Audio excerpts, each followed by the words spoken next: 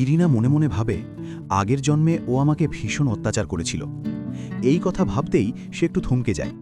হোজিন তখন জিজ্ঞেস করে, কি হয়েছে আমাকে বলো। ইরিনা দ্রুত বলে, কিছু না ভাই, চলো এখান থেকে চলে যাই।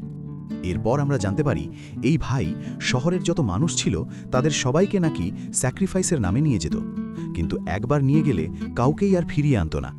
এই কারণেই শহরের সব মানুষ তার উপর প্রচণ্ড ক্ষুব্ধ ছিল, কারণ কারো বাবা হারিয়ে গেছে, কারো ভাই বোন নিখোঁজ হয়েছে।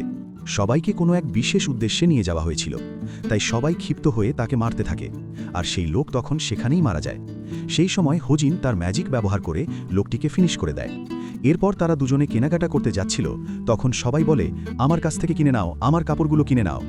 এই চেঁচামেচি হোজিনের একদমই ভালো লাগছিল না। সে বিরক্ত হয়ে বলে, এরা একটু চেঁচামেচি কেন করে। এই বলে সে তার ম্যাজিক ব্যবহার করে তাদের সবাইকে ফেলে দিয়ে সেখান থেকে চলে যায়। ইরিনাও তখন তার সঙ্গে চলে যায়। তখন সেখানে পড়ে থাকা লোকেরা বলে, আমাদের ইমমর্টাল সিটির লোকদের থেকে এই ডেমনরাই ভালোই, কমপক্ষে এরা আমাদের কষ্ট তো দেয় না। এদিকে ভীমের জ্ঞান ফিরে আসে। তখন সে ইওয়ান বায়ুকে বলে, আমাকে ক্ষমা করে দিন, আমার ছোট বোন আপনার ডেসিবল, প্লিজ তাকে ফিরিয়ে নিয়ে আসুন। ডেমন তাকে উঠিয়ে নিয়ে গেছে, সে তার সঙ্গে খারাপ কিছু করতে পারে, আমার মনে হয় আপনারই তাকে ফিরিয়ে আনা উচিত। তখন ইওয়ান বায়ু বলে, চিন্তা করো না, সে আমার ডেসিবল ছিল, আমি নিজেই তাকে ফিরিয়ে নিয়ে আসব, তুমি আপাতত রেস্ট করো। এই বলে সে তাকে ম্যাজিক ব্যবহার করে শুইয়ে দিয়ে সেখান থেকে চলে যায়। পরবর্তী দৃশ্যে আমরা দেখি হোজিন আর ইরিনা ডেমন ট্রেনিং এরিয়ার দিকে যায়। হোজিন তখন ইরিনাকে সাবধান করে বলে, মনে রেখো, এই সীমা যদি পার করো তাহলে সারা জীবনের জন্য ডেমন হয়ে যাবে। আফসোস করবে না তো, কারণ এই ডেমনিক কাল্টিভেশন তোমার সঙ্গে মানিয়ে নেবে ঠিকই, কিন্তু এখানে থাকা খুবই বিপজ্জনক। ইরিনা তখন বলে, তুমি কি এখানে আমার সাথে থাকতে পারো না? হোজিন বলে, অবশ্যই থাকতে পারি, কিন্তু তোমার যখন প্রয়োজন হবে তখনই আমি আসব। এই কথা শুনে ইরিনা হাসতে হাসতে সেই সীমা পার হওয়ার জন্য এগিয়ে যায়। তখনই সেখান থেকে তার দ্বিতীয় ভাই বন্য পশু টেনে নিয়ে যাচ্ছিল।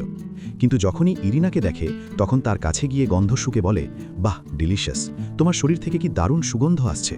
বড় ভাই হোজিন তখন ম্যাজিক ব্যবহার করে তাকে ধাক্কা দিয়ে ফেলে দেয় আর বলে, ও তোমার বোন, ওর থেকে দূরে থাকবে। তখন আমরা জানতে পারি হোজিন আগেই ইরিনাকে বলেছিল তার ছোট ভাই সব সময় বন্য পশু রোস্ট করে খায়, তার একটাই নেশা, খাওয়া। তা মানুষ হোক বা পশু, খাবার পেলেই হলো, সে যে কোনো রূপেই খেতে পারে। এই কারণেই সে প্রায় পাগল হয়ে গেছে। এরপর হোজিন বলে, এখন চলো এখান থেকে চলে যাই। এই বলে তারা সেখান থেকে চলে যায়, কিন্তু পেছন থেকে ছোট ভাই হেসে বলে, এই মেয়েটা তো এমনিতেই সুন্দর, ওকে খেলে তো আলাদা মজাই হবে।